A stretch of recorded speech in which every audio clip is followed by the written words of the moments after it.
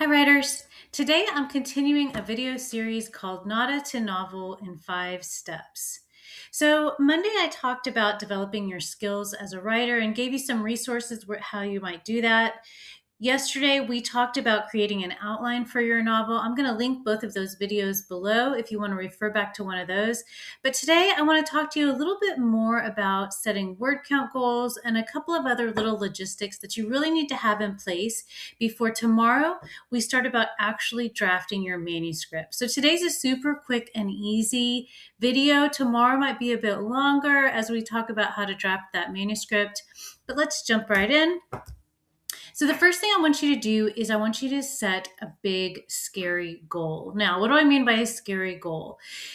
It's not going to endanger your livelihood or your life, obviously, but something that makes you a little bit nervous when you have to say it out loud to other people. And I do want you saying it out loud to other people any chance you get, because I want you to use that as momentum to drive you forward.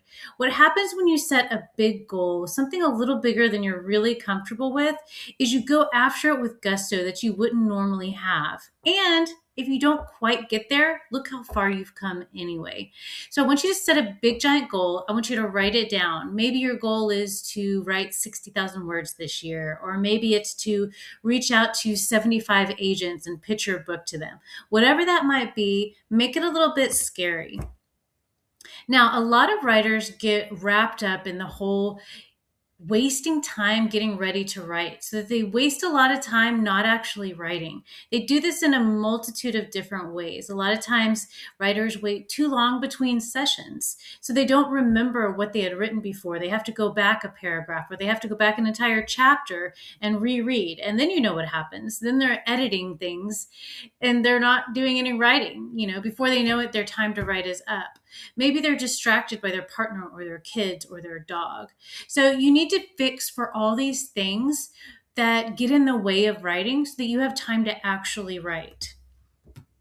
You need to claim a specific space, a physical space that is for you to write in. Now, if you're lucky enough to have a designated office in your home, that's wonderful.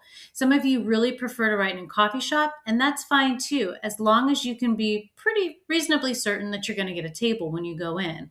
But I personally like to have 2 different places in my home where I'm going to write, because things happen, right? If you normally write at the dining room table, maybe your partner is hosting a dinner party tonight, you came home thinking you were going to be able to write, and you can't do so. Maybe your kid has dropped their crafting supplies all over the little desk that you shoved into a corner of the living room and planned to write at. All of a sudden, you need your backup space. So the point of the story is just to make sure that you have a backup, and also get the work done. Solve these little problems and don't let them get in the way of your writing. Now, the focus for today is I want you to have very clearly defined goals of how you're going to write forward and what you need to get accomplished to accomplish this big, scary goal that you set at the beginning. So I want you to reach out, Google, look up whatever you need to do to a reputable source, Manuscript Academy, Writer's Digest, Publishers Weekly, whatever it might be.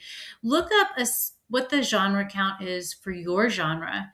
And a lot of writers push back with me on this, but there is a genre that your book fits in. I know a lot of people have blended genres these days, and that's totally acceptable, desirable even. But you need to pick one main genre that your story fits into, and we're going to use that again when it comes time to market.